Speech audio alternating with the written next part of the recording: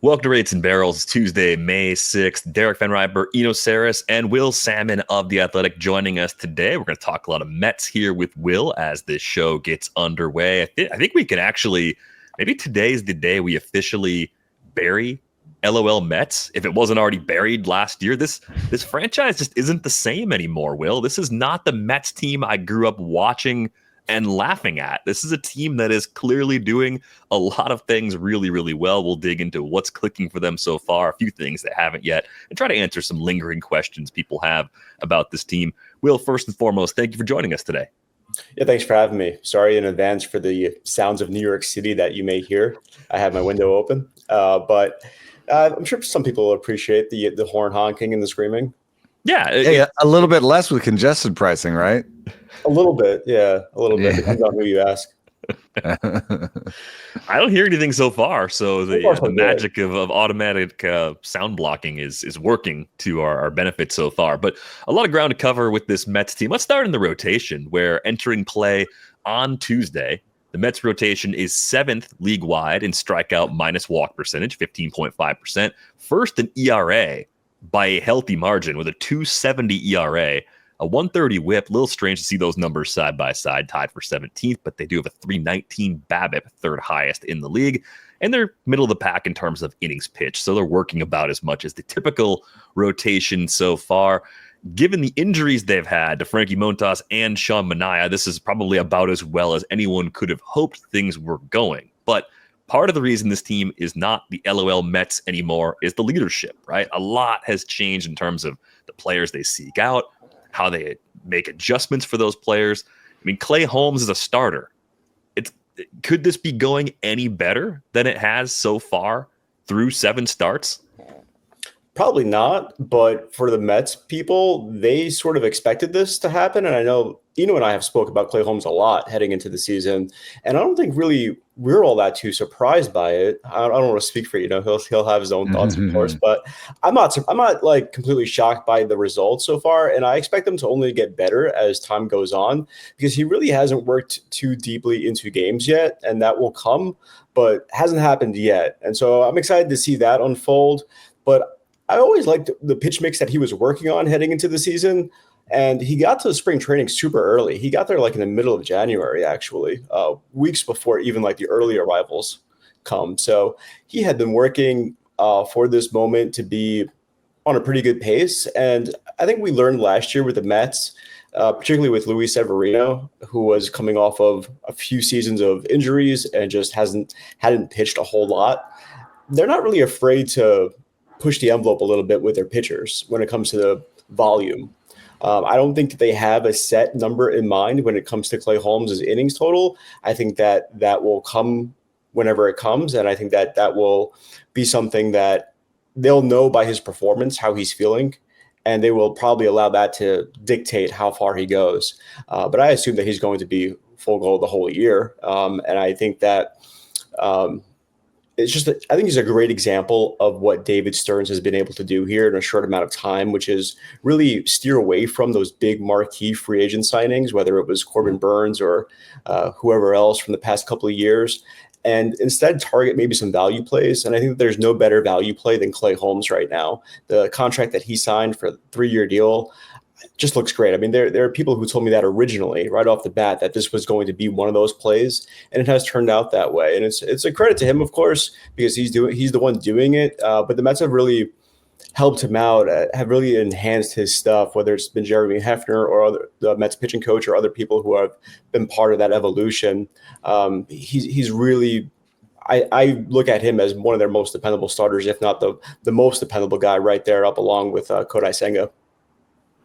Yeah, I mean, I think that's what interesting thing about that contract is, I think pitching is so volatile.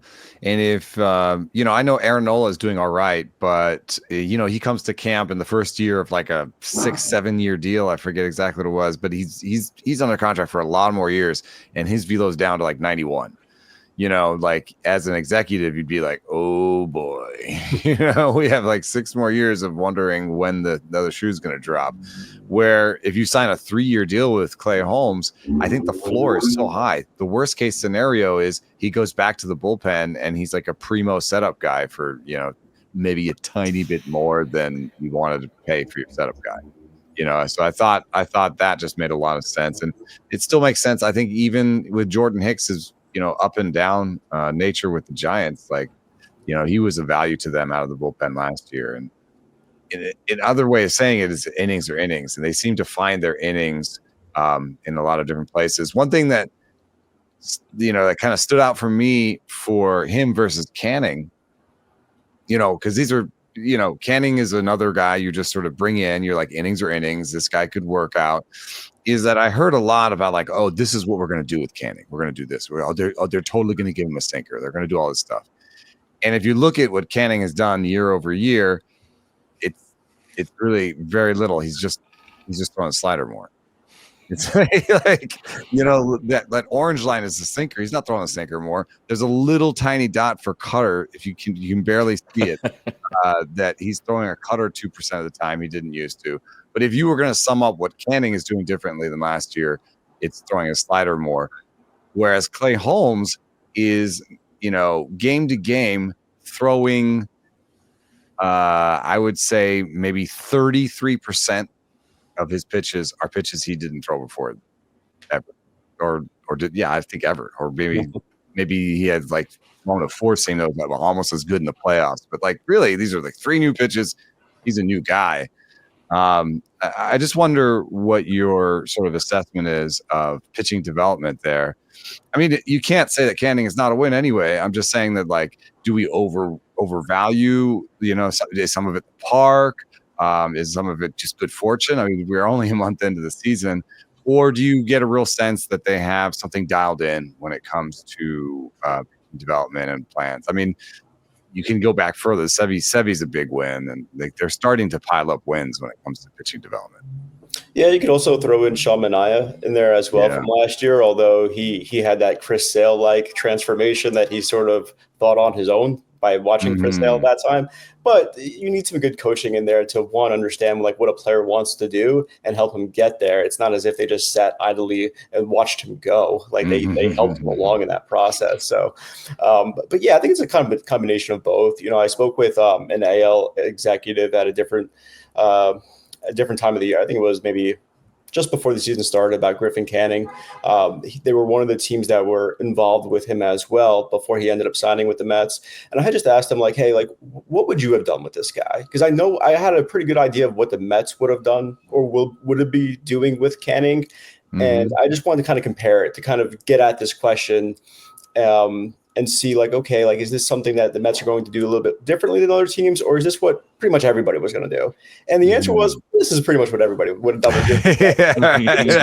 Other than the Angels, I guess. Yeah. Other than like the teams that we know don't have a great grasp of how to do this in comparison to these other clubs, right? So what that guy told me, I don't want to give away the team, but what he told me was basically like, yeah, we would have just told him to throw a slider more. And that was pretty much it. And I'm looking and like I'm watching these starts go by, and every single time I'm texting this guy, yeah, he's still throwing the slider. The other thing I will say about Canning, though, is that they will also taking him off a little bit of that four-seam fastball, which wasn't that good of a pitch. So as we've seen the slider increase, the four-seam has decreased a little bit. And I think he's using it just better, for lack of a better way to put that. Like, he's a lot smarter with it. I think he's challenging guys with it when they're not expecting it.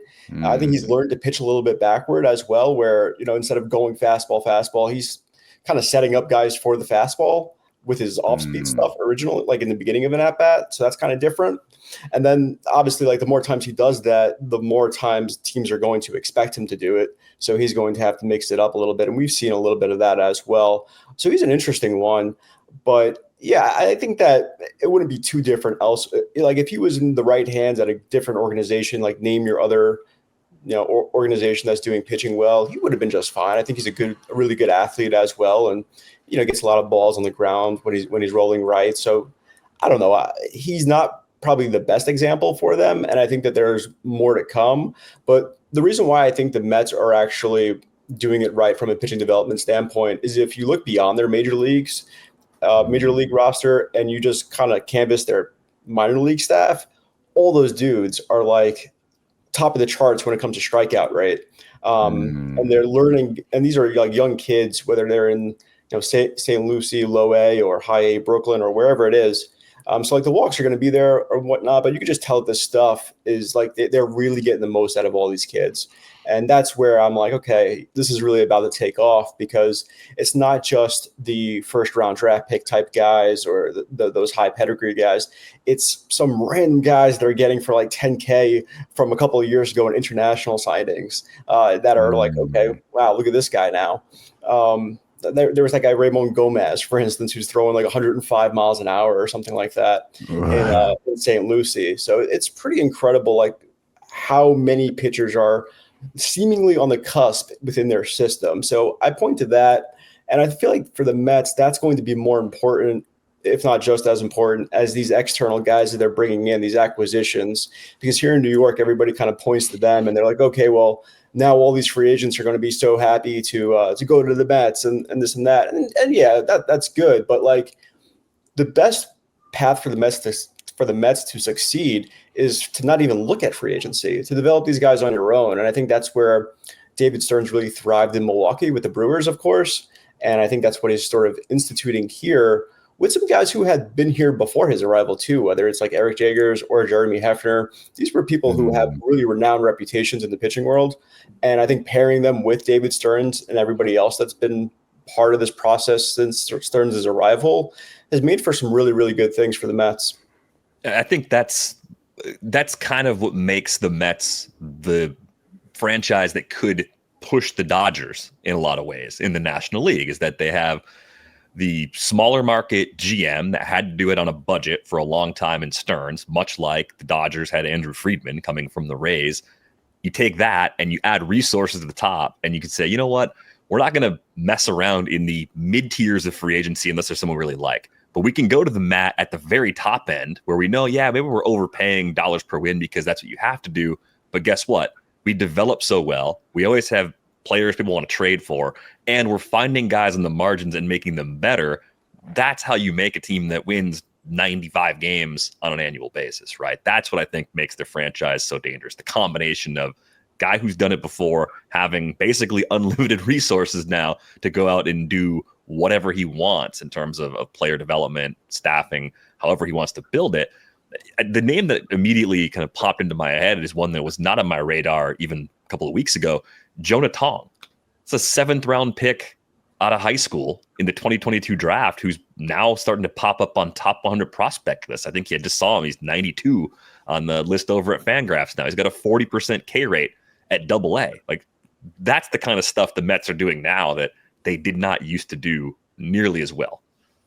Yeah, I think you bring up a good point as well with the idea that they're going to trade some of these kids. And that's really like the thing that the Mets didn't really have at their disposal up until very recently. I remember when I first started covering the Mets in 2022 for that trade deadline, they had a pretty good team that year, and they were looking to add to it at the deadline. And I had come over to cover them in the middle of the summer. So it was right before the trade deadline. And I didn't really know too many people within the Mets at that time, but I knew enough people around baseball to ask just about their system and like what they can do at the trade deadline. Who do you like? The answer was, we don't really like many of their guys. That was the consensus of their pitching development in like A ball, AA, whatever it was. It was, they don't really got those type of like intriguing arms that we want to put a flyer on and maybe acquire, whether it was for a reliever or whatever it is. Now they do. Like they have a bunch of guys that they could flip at the deadline. They did it last year, and the Jesse Winker trade was an example. There were a couple of others. I think the Brazoban trade was another one. But yeah, they did it already. They'll probably do it again, and it's their best path for long-term success for sure. I think Tylor Megill also is an example of a guy that they've kind of nursed all the way along. And, there's long-term changes that he's made that I think speak to just how they've gotten improved over time. And then there's really I was looking through it. It's kind of amazing. He banged a cutter that he threw last year. He's a new slider that's 6 inches more drop than he had last year.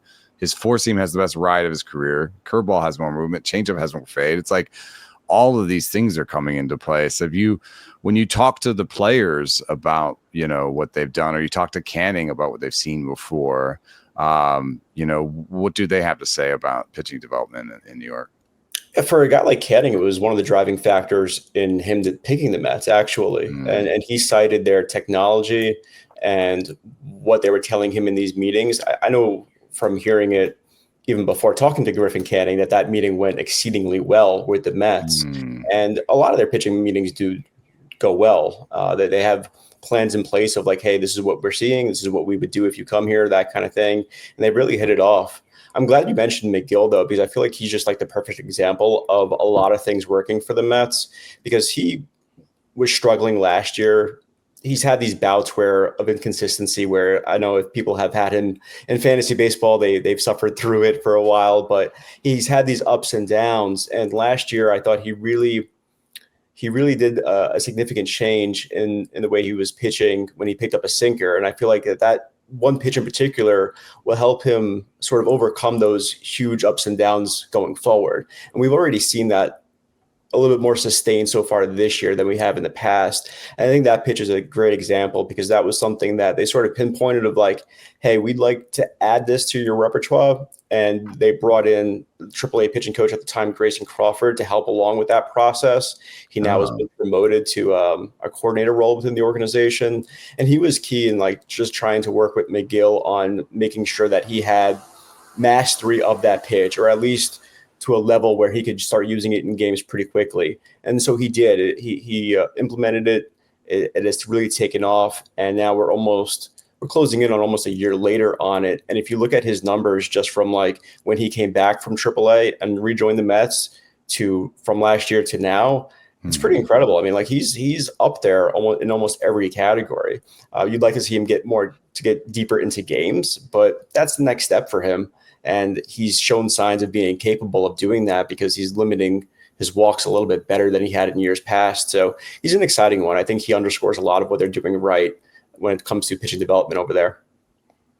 What have you seen with David Peterson so far this year? I mean, the glance at his Fangraphs page shows you the best walk rate of his career. So the simplest explanation is that he's just not walking as many guys.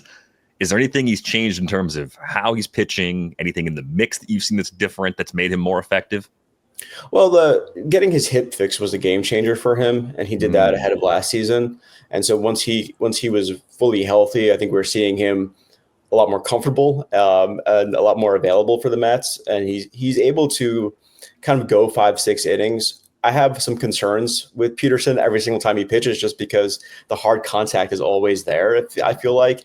And the advanced numbers continue to hate him start after start after start. And I look at it every time and I'm like, okay, like when are the wheels going to fall off? They never really do. Like he's able to pitch out of these jams really effectively. And I sit there and I'm like, how's he doing this every single time? And I don't really have a great answer for it. I've asked people within the Mets and they just point to it as like, it's kind of an art, like the way he does it. And there may be something to that. I hate things that I can't look at and point to and be like, okay, like that's the reason for it. And with David Peterson, he makes big pitches in big spots, and some guys can do that and other people maybe can't. And so like there's probably some learned skills there that he's able to do. But just from a pure statistical analysis, I can never make sense of David Peterson. I really can't. And I watch him every fifth day, and he defies me every fifth day, which is a credit to him. I mean, he does it. So at some point, I think we have to say to ourselves, like, I guess it is real. Like the advanced numbers hate him. All those metrics say that he should have some like this huge drop off or this regression coming. It just never really comes. I mean, there are games where he has more base runners than not, but he gets through it, and it ends up being a fairly decent line, if not better than that, almost every fifth day for the Mets. Yeah, I've struggled with him a long time because, nothing really stands out velo or movement wise. But I think there's a couple things going on. I think he doesn't give in. You talked about it a little bit with the mindset there than the big pitches thing. I think he's more willing to walk a guy than I'm not going to come middle. I'm not going to let you hit a 3-run homer here. I'd rather have 2 walks and have traffic and maybe get a grounder and get out of it, And then the other thing, I think there's something here. If you look here, his movement profile on the slider last year was kind of all over the place. The yellow pitch there in the middle in 2024, that it almost looks like he has maybe 2 sliders, or maybe he was changing things during the course of the year, but that's a big spread. This year, if you look at the yellow, it's all in a dot. And sometimes people finesse sliders and want to get more movement or less movement. When I see that dot there, I'm not surprised at all to see that his the command metrics on the pitch have really come forward on the slider. So I think, I think the hip thing was huge, but I think there's also something going on in terms of finding a slider, maybe just some maturity as a pitcher, where he's like, now I know what all my pitches do. I know what they're going to do. I know where they're going to go. And the command is kind of coming on last bit. So a guy with near league average stuff that improves his command, like I think this could be a great season for him.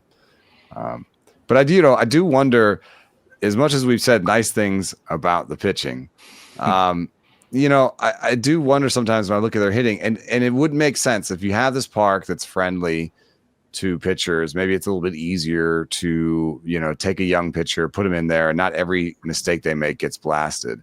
But then the opposite can be true sometimes when you take young players in there. And we've had some wins, with these hitting group, and we've had some losses. I mean, Brett Baty, I feel like the Rays are going to pick him up at some point, and he's going to be fine for them because he hits the ball hard. He's like a Raysian hitter. He hits the ball hard. He can make contact. He has a sense of the zone. He can't lift it, And I feel like they've been banging their head against the wall with Brett Baty for a long time. Mark Vientos comes up, looks really good, hits the ball super hard. This year, he's not hitting the ball as hard. Alvarez has kind of come and go. It's just, what's your sense of, the young hitters on the squad? And I think I have a lot of sympathy, because I think that developing hitting is super hard. And I think there's a lot of smart organizations that still have trouble with it. But what do you think of the state of the young hitters on the squad?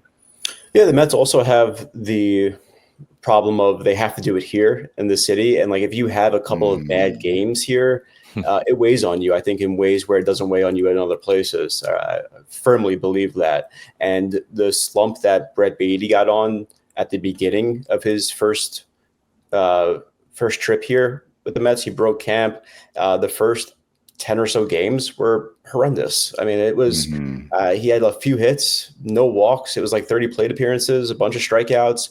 And worse than all that, I mean, he was swinging he was down 0-2 in the count almost every single at bat. It was 0-1, 0-2 every single time. So I think that was he was just got very defensive. I think that's why you saw those ground balls, was just a very defensive swing. And it got better. But by the time it got better, it was already pretty obvious that he was going to be the odd man out once they got healthier. And that was indeed the case. So he's back now, and we'll see how much he plays. I'm not really sure at this point. There's definitely some openings with the DH, with Jesse Winker on the shelf right now with an oblique injury. So we'll see how much time he can get and whether or not he could string together some consistent games. In the big picture, though, I think Vientos is still pretty solid for what he is. I don't think anybody's going to confuse him with one being anything close to a Gold Glover at defense. He's not very good. He's very slow, and I think that affects him defensively as well. He does not have great lateral range there, and I think he's just susceptible to these bleeders or these even bunt hits at times, and that's a free base for a lot of teams sometimes, and too often, frankly.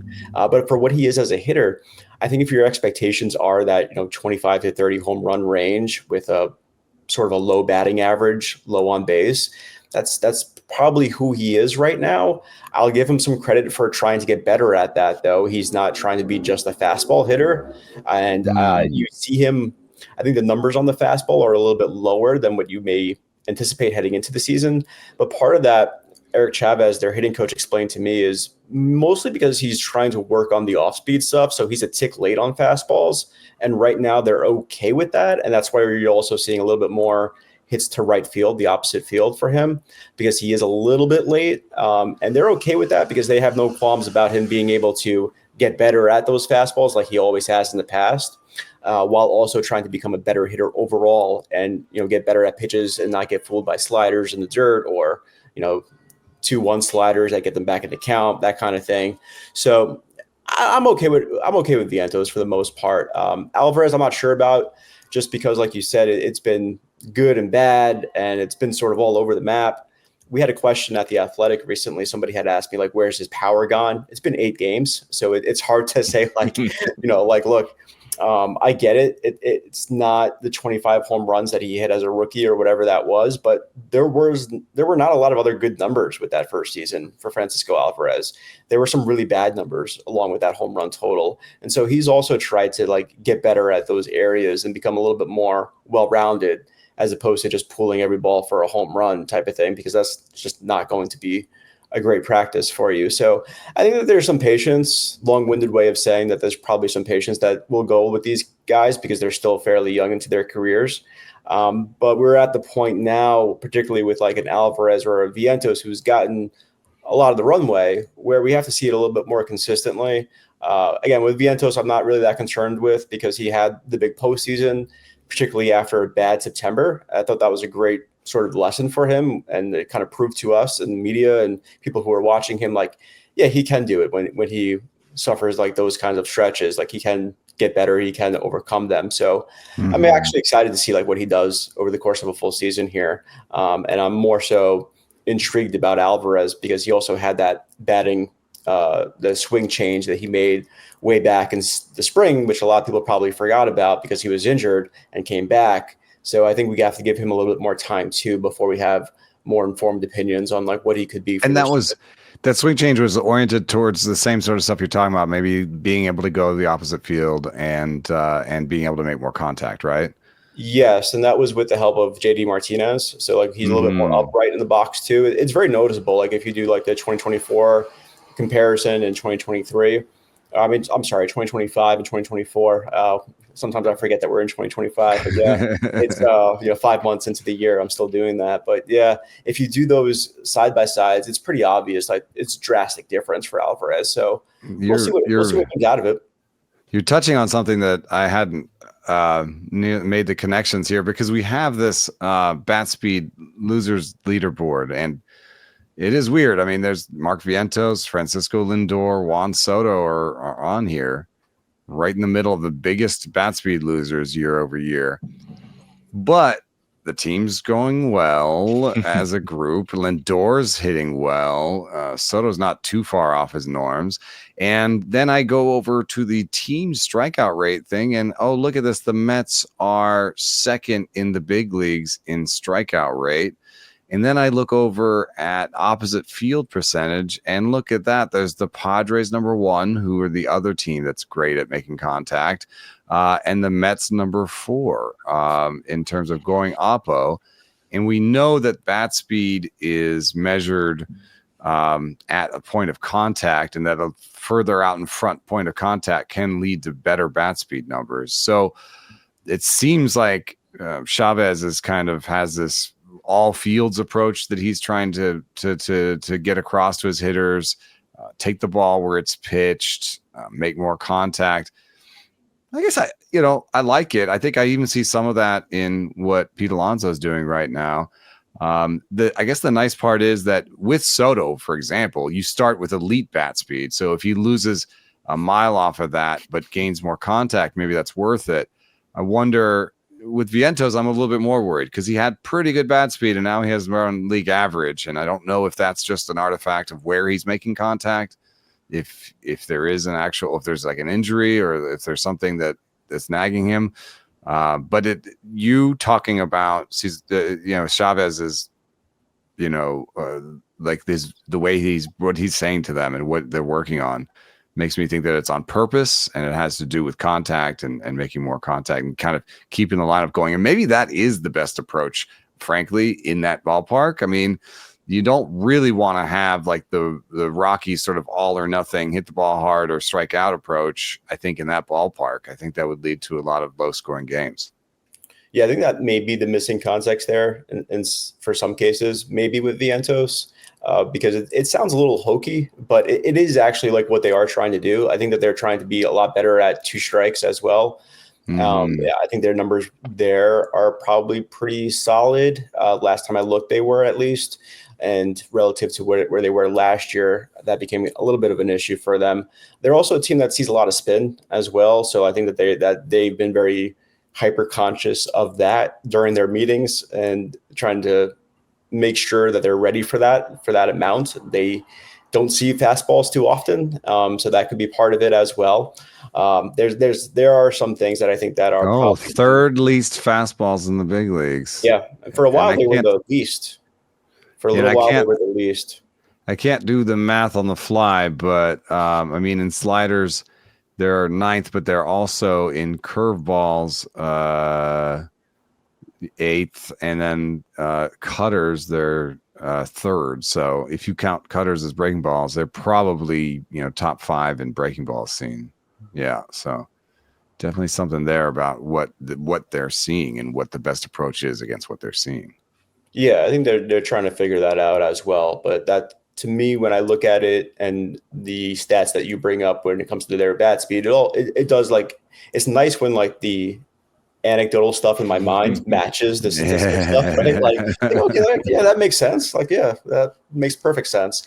But we'll see like what it means, I guess, like later on, maybe in another month or two. But yeah, the bat speed thing is something that I've noticed like anecdotally with Vientos, and you try to make sense of it, and he's in there every day, so he's looks healthy to me. Seems like a healthy, available player and all that.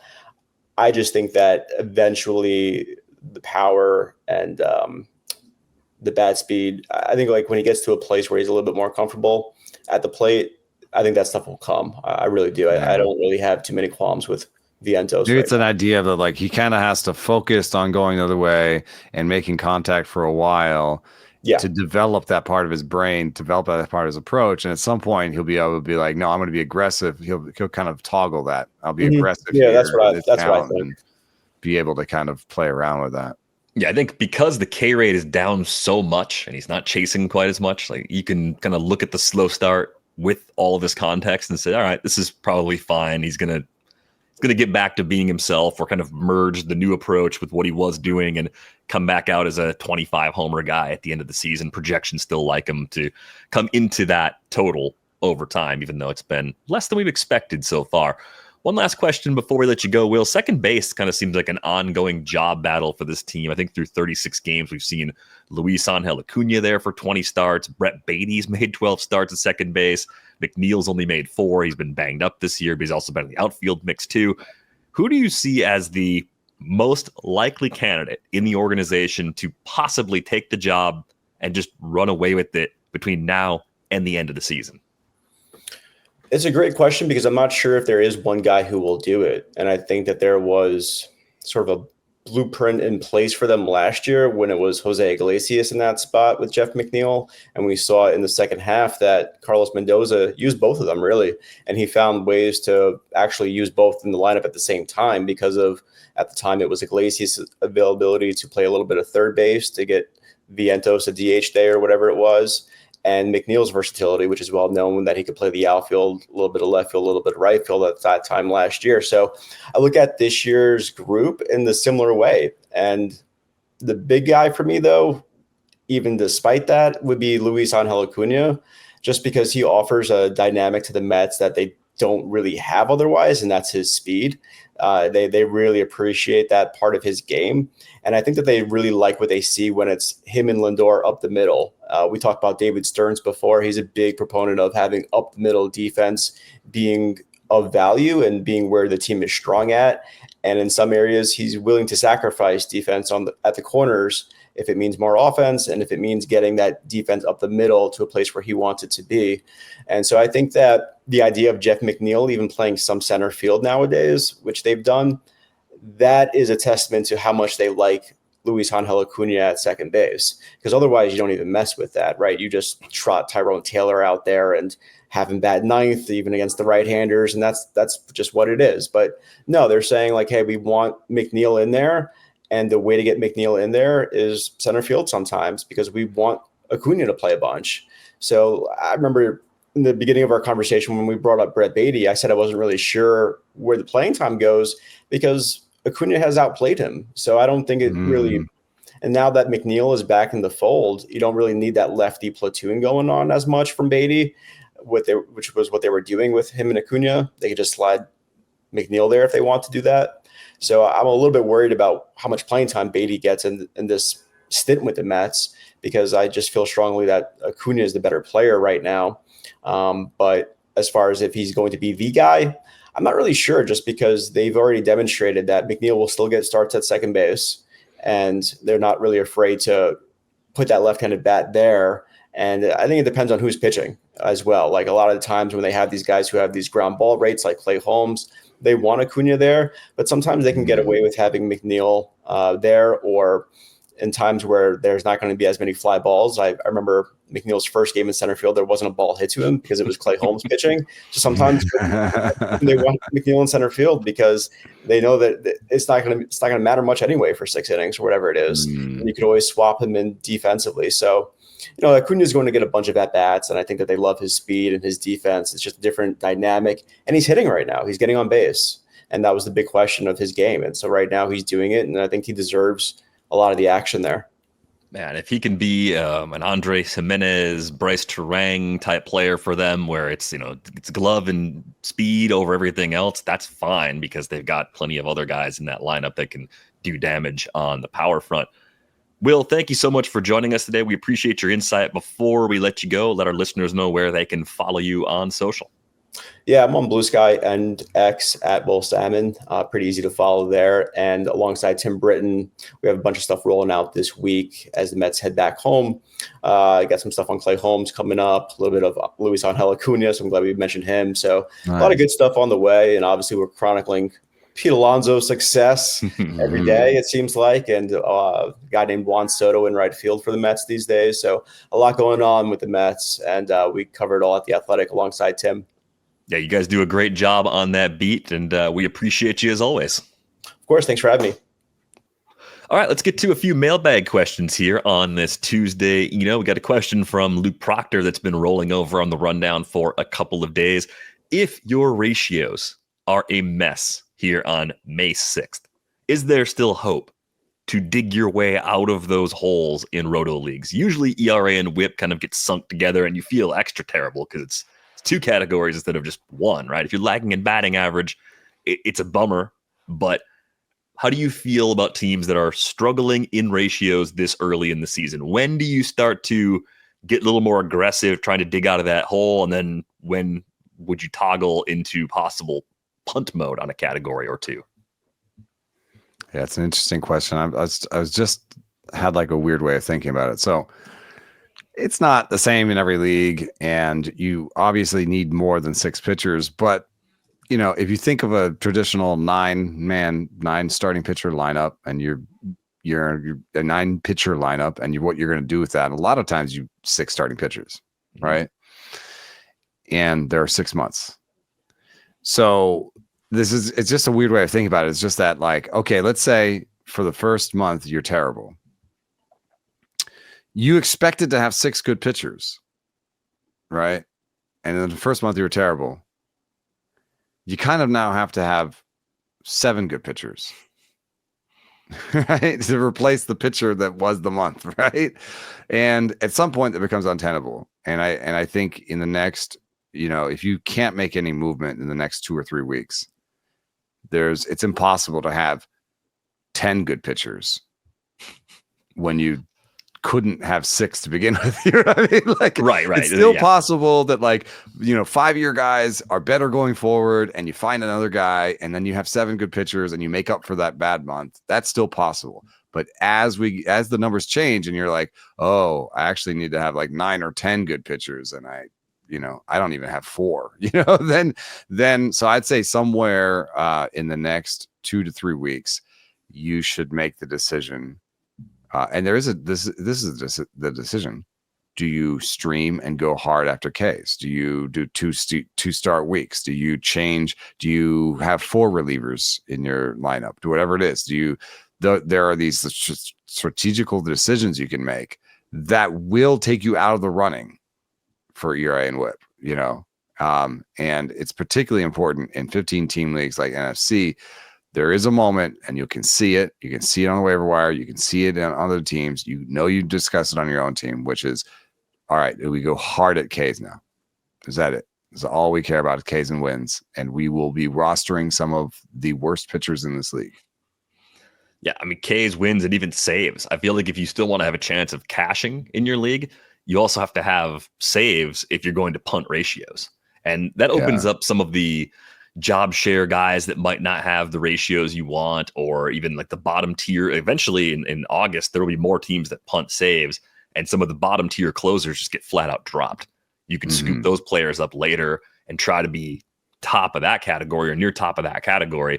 But if you end up getting buried in both ratios, it is very, very hard to be top third of the league. It can be done, but I'm finding this year the waiver wire is thin everywhere. It feels as bad as ever. I don't know why. I don't know if it's because roster balances have changed, if people are being more aggressive holding on to pitching on their bench, or what exactly the reason is for it, or if it's all in my head. It just keeps going. Yeah.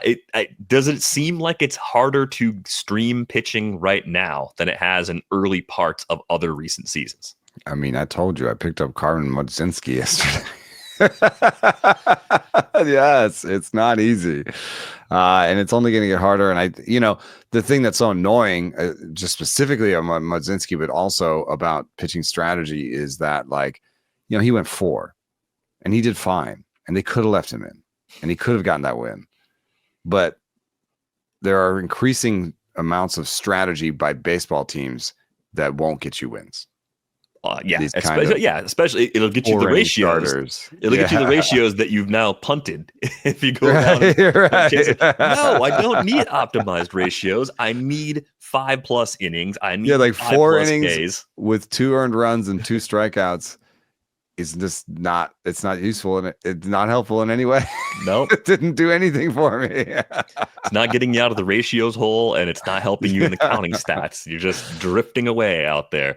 But yeah, good point. Yeah, if you're picking up Carmen Mlodzinski, I think you are admitting it's a tough road. You also have to if you're in this situation as a team, I think you have to give it a little bit longer. I think it's a little bit longer. But I do have this conversation with JH every week. He was literally, I forget who it was. I think Bryce Elder had a good start for us. And he was like, man, if Bryce Elder didn't have that good start, we'd be having that conversation about maxing out Ks already. So it's not too early to think about it. It's probably too early to flip that switch. You're probably still, I think you want to be a third of the way into the season. Like you need, especially if you look at your pitchers and they're on buy low lists and they not someone who's just totally broken, but just somebody that's they've had bad luck or they've been squeezed or whatever it is. I mean, I have plenty of rosters with Pepe on it. I think Pepe is going to be good, is going to be better going forward. The park is going to change a little bit going forward. He's been at home more than on the road. He's been away 1 game.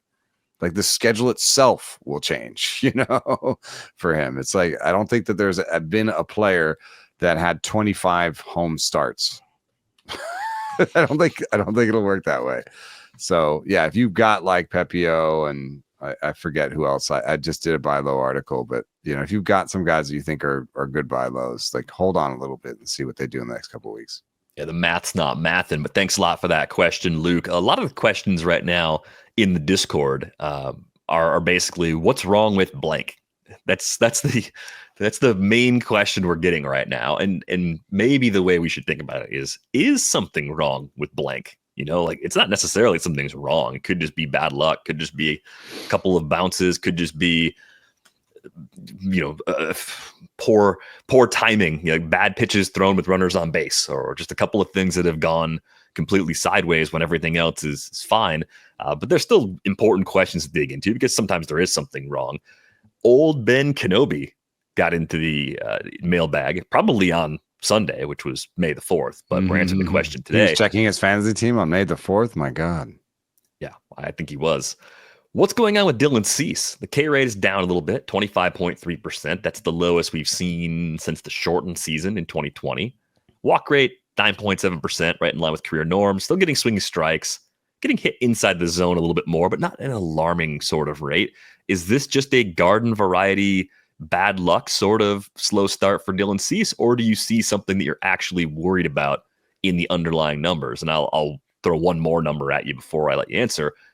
BABIP on the pitching side, also worth looking at, right? That's one of those possible luck sort of indicators. Dylan Cease, 375 BABIP so far this year, career 294. Last year, when everything was going really well, was at 263. So it looks to me like this is more bad luck than anything else. And the worst he's ever had it in his past was 330 BABIP, Dylan Cease in 2023, and he had a 4.58 ERA and a 1.42 WHIP. I think things will improve to the point where that won't be where he ends up in the end. But he's at a 5.61 ERA, 1.60 WHIP, Dylan Cease. So I feel like, you might take that 4.58 going forward. But the projections are for like a 3.53 with all those strikeouts. The other luck number that is important for pitchers is left on base percentage. He is currently stranding 63% of his base runners. That's 73% for his career. So there's some batted balls that have come that are some like kind of lucky bad luck batted balls that have come at the wrong time and scored runs for the opposing team. So that's the story of some of the underlying metrics. The only thing that I'm worried about sort of long term is that the changeup he's throwing this year is a little bit better. He used to have this curveball that he's really gone away from, but we haven't seen necessarily a great aptitude for adding new pitches. And I do think that there's some level of, we know that there's a thing called shape fatigue where people see a shape over and over again and they get better at hitting it. I wonder if there's some sort of almost like pitcher fatigue where people are like, yeah, I know what Dylan Cease does. I've seen it. I faced him. He does this and he does this. And he's not like coming to spring with a new pitch and a new wrinkle that at least has been enough to kind of stave this off. So maybe he needs to just bring the curve back a little bit, or if he does trust that changeup, throw it more than you're throwing it right now, because at a 4% rate, it's just, what is that, a 1 or 2 a game? So I think that there are some things to worry about him long term, but short term, I expect him to turn it around. And these are only concerns for maybe a selling dynasty team. Like, do they hold Dylan Cease for next year, or do they try to get ahead of what may be a problem that he has to overcome long term? Yeah, I think the other part of the long-term analysis with Dylan Cease is that this is his walk year, right? He's a free agent at the end of the season, and he may end up in a neutral environment or a hitter-friendly environment, and that will change his floor a little bit as well. We've seen volatility throughout his career, in part because I've compared him to being like a right-handed Blake Snell. Yeah, he's willing to walk a guy because he thinks he can strike the next hitter out. At least that's and part of how I think he approaches it. Yeah, he has the strikeout rates. Yeah, and just like Snell, you see a higher bar on both ends for how bad the ratios can get when the timing is not ideal, and how good things can get when it is. Like, that's the range that I've always seen for Dylan Cease. So I think that pitcher becomes even more volatile when you take him out of Petco again, put him in some other places. So keep that in mind too if you're thinking about trading for him in the long run or trading him away in the long run. That might be a reason to motivate for you this year. Just this year alone, I think he's I think he's one of the better buys by lows. He's a definite hold. Yeah. There's no way I'm dropping somebody who's projected to have a 3.5 ERA and 10 strikeouts per 9. Right. Last Thursday we broke down Nola, Sandy Alcantara, broke down Gallen. I like Cease more than all of those guys still. Yeah, that's a good way to put it. I think my order would still be, if I was targeting them for a trade, Cease first, Gallen, Nola, Sandy maybe are similar. I know Sandy had another outing last night that people were disappointed with. It was another matchup against the Dodgers. It's like seeing the Dodgers twice in a row, suboptimal. I might go Sandy second because I'm also trying to factor in cost of acquisition. I think there might be people that are willing to move him now. Yeah, some people might really want to move on from him because the tone Nola is like pitching well enough in some ways that like the Nola owner might be like, I'll still get wins and like it's fine, I think it's harder to talk yourself into giving up on Aaron Nola because he has laid it all out there before as like, yeah, this is what I do. I'm a high variance ratios guy too. And on a good team, it's probably going to be fine. Last question before we go, and this one just came in on the Discord earlier today. Is it time to worry about Jasson Domínguez? This came from Ethan. Thinking about attempting to acquire him in a 14-team dynasty, full keep head-to-head points league, 60-man rosters, 25 being minor leaguers. That is a deep, deep league.